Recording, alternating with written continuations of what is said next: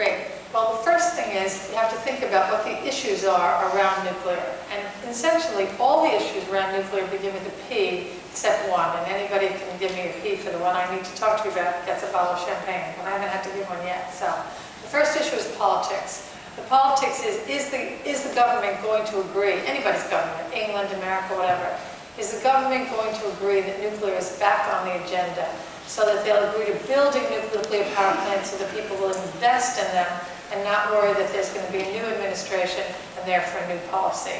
So politics is first. Second, planning. Where are we going to put the power plants? Well, the answer to that is pretty easy. We basically think in the nuclear industry that you put the power plants, the new ones, where the old ones were. And I learned today that in the US there are about 103 power plants, nuclear ones already operating. We've got a lot of them of our own in the UK too. So planning is the second issue.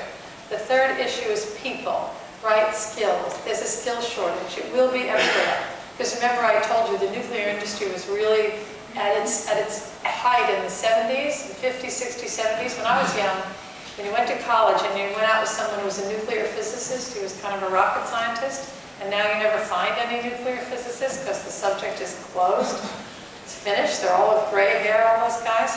So we need a whole new generation of people who believe that physics is important and nuclear physics is sexy. So there's a people problem. We're going to have to train up new people to run the plants, to build the plants, and to dream up the plants. Okay, the next one is parts. The problem is that people are starting to build nuclear power plants. In actual fact, I've just been back from China, and 20 new power plants are starting. There's new power plants on the agenda in India. There's one being built now in Finland. Germany is now going to probably start thinking about building power plants. Sweden has changed its policy. Italy has changed its policy to build new power plants. There are 2 or 4, depending on who you talk to, being built as we speak in Abu Dhabi.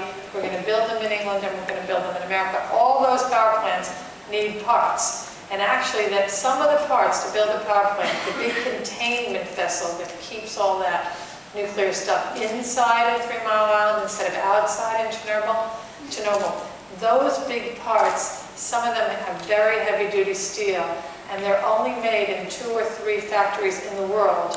And when the Renaissance gets started, there's going to be a queue for the parts. So parts is another issue.